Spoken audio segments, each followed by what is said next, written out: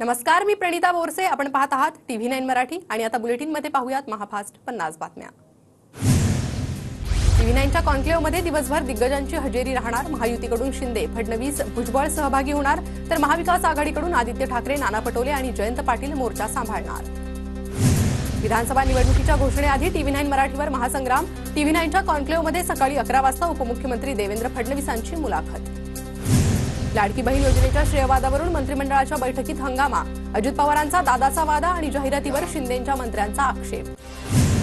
शिंदे आणि दादांच्या मंत्र्यांमध्ये फडणवीसांची मध्यस्थी. यापुढे एकटा कोणी श्रेय घेणार नाही. फडणवीसांची सर्व मंत्र्यांना ग्वाही. सूत्रांची माहिती.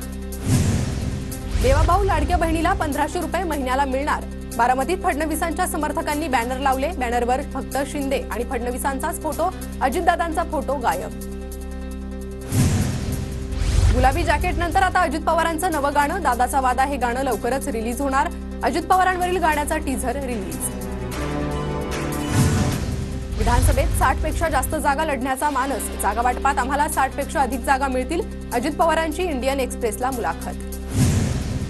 गडचिरोलीच्या आलापल्लीत आज अजित पवारांची जनसन्मान यात्रा. शेतकरी आणि लाडक्या बहिणींशी अजितदादा संवाद साधणार. शिवसेनेचे आमदार गुवाहाटीला गेल्यावर ठाकरेंनी मला फोन केलेला. काँग्रेसची साथ सोडा, 2 तासात सर्वांना परत आणतो असं मी म्हणालो. मात्र ठाकरेंनी पवारांचं ऐकलं. रामदास कदमांचा दावा. महायुती टिकवायची आहे, सर्वांना सोबत घ्यायचंय. कोणी चुकलं तरी त्याला सोबत घ्यायचंय. रवींद्र चव्हाणांविरोधात टीकेची झोड उठवल्यानंतर कदम नरमले. विधान परिषदेसाठी कालपासून रुपाली चाकणकरांचं नाव चर्चेत. तर एकाच महिलेला किती पदं देणार? राष्ट्रवादीच्या रुपाली पाटलांचा थेट सवाल. मीनाताई ठाकरेंचा आज स्मृतिदिन. उद्धव ठाकरे दादरला स्मृतीस्थळी जाऊन अभिवादन करणार. देशातील एकूण गुंतवणुकीच्या 52.46% परकीय गुंतवणूक केवळ एकट्या महाराष्ट्रात. एप्रिल ते जून दरम्यान 70,795 कोटींची परकीय गुंतवणूक. उपमुख्यमंत्री देवेंद्र फडणवीसांची ट्विटद्वारे माहिती. सरकार विरोधात भूमिका मांडा. सुळेंच्या प्रवक्त्यांना सूचना. आरक्षणावर माहीत नसेल तर न बोलण्याचेही आदेश. तर ग्राउंडवर राहून लोकांची कामं करण्याचे सुप्रिया सुळेंच्या सूचना. मुंबई गोवा महामार्ग पूर्ण होण्यासाठी आणखी 2 वर्ष लागणार. सार्वजनिक बांधकाम मंत्री रवींद्र चव्हाण यांची कबुली. संगमेश्वर ते राजापूर दरम्यानचे काम रखडलं. मुंबईतून कोकणात जाण्यासाठी चाकरमान्यांचे हाल. चाकरमान्यांना 20 तासांचा प्रवास करावा लागतोय. मुख्यमंत्री आणि उपमुख्यमंत्र्यांच्या निदर्शनास ही बाब आणून देणार. रामदास कदमांचं वक्तव्य.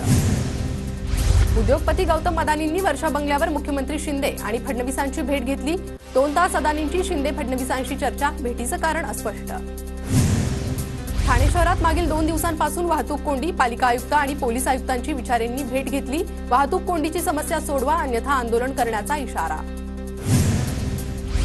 अमित शहा रविवारपासून 2 दिवसीय मुंबई दौऱ्यावर. शहा सोमवारी लालबागच्या राजाचं दर्शन घेणार. शहांच्या मुंबई दौऱ्यात महत्त्वाची बैठक होण्याची शक्यता.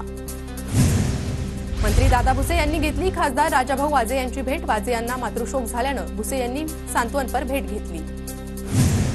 2 दिवस वाट पाहणार, अन्यथा समृद्धी महामार्गावर 8 सप्टेंबरला चक्काजाम आंदोलन करणार. रविकांत तुपकरांचा इशारा. तुपकरांचं कर्जमुक्ती, पिकांना हमीभाव, पीक विमा इत्यादी मागण्यांसाठी अन्नत्याग आंदोलन. मराठा आरक्षणाचे याचिकाकर्ते विनोद पाटील फुलंब्री मतदारसंघातून निवडणूक लढण्याची शक्यता. पाटील महाविकास आघाडीतून निवडणूक लढण्याची शक्यता. फुलंब्री मतदारसंघात चाचपणी सुरू. बदलापूर रेल्वे स्थानकावर प्लॅटफॉर्म नंबर 1 वर गोळीबाराची घटना. पैशांच्या देवाणघेवाणीवरून मित्रानेच मित्रांवर गोळीबार केल्याची घटना.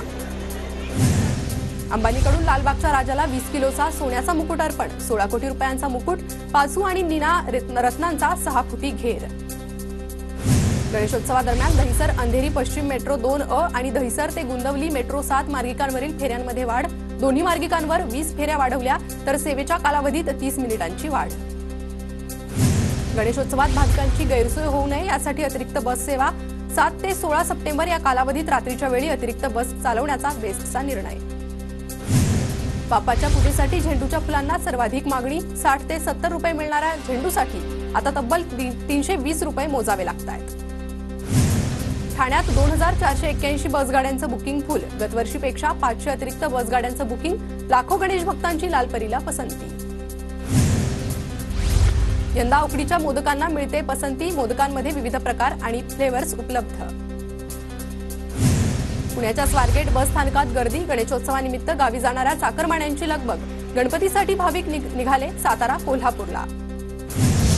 पुण्यात गणेशोत्सवासाठी 10 दिवस जादा बसेसचं नियोजन, तर 10 दिवस पीएमपीएची बस सेवा रात्रभर सुरू राहणार.